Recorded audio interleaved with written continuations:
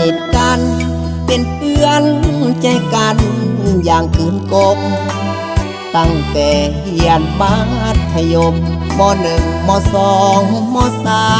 4 5น้องจบม.ปลายก้าวสู่มหา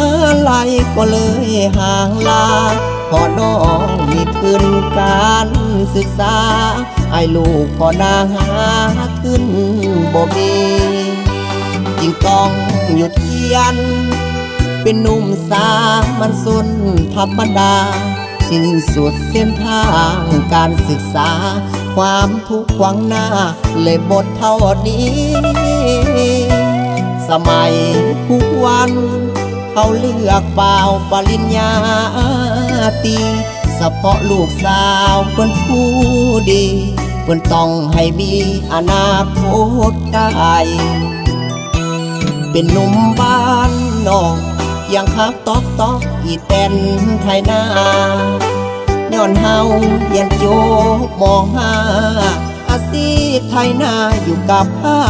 ไทยสัญญากับดินว่าจะบ่หนีทิมหน้าป่าให้เพราะการศึกษาบ่กว้างไกลจึงต้องอาศัยพื้นนาทำกินขอบใจเพื่อนหาที่ยังหูจากเขาสาวนาวิถีชีวิตของเพื่อนเก่าดาเฮานี่นาขันต้มงมดินผลิตข้าวเปลือกก่อนเป็นข้าวสารซื้อขายกันกินบ่าวปริญญาเก่งเรื่องลุยดินทำมาหากินอาชีพสาวนา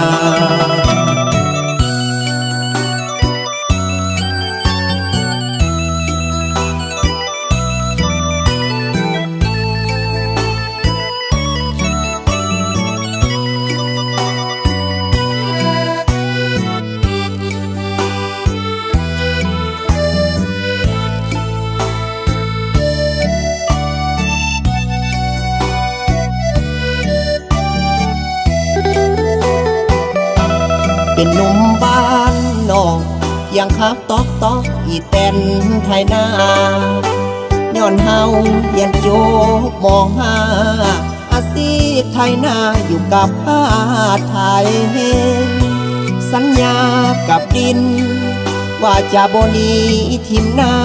ป่าให้เพราะการศึกษาบ่กว้างไกล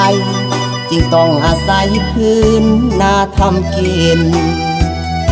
ขอบใจเพื่อนหาที่ยังหูจากเขาสาวนาวิถีชีวิตของเพื่อนเก่าดาเฮานี่นาขันต้มงมดินผลิตข้าวเปลือกก่อนเป็นข้าวสารซื้อขายกันกิน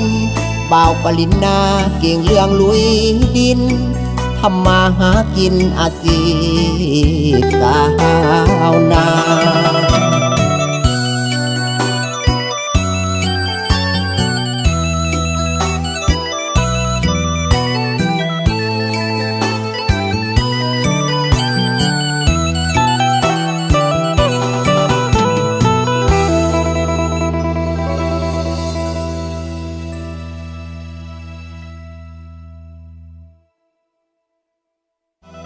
เป็นหนุ่มบ้านนอกยังขับตอกอีแตนไทยนาย้อนเฮาเรียนจบม.5อาชีพไทยนาอยู่กับผ้าไทยสัญญากับดินว่าจะบ่หนีทิมหน้าป่าให้เพราะการศึกษาบ่กว้างไกลจึงต้องอาศัยพื้นนาทำกิน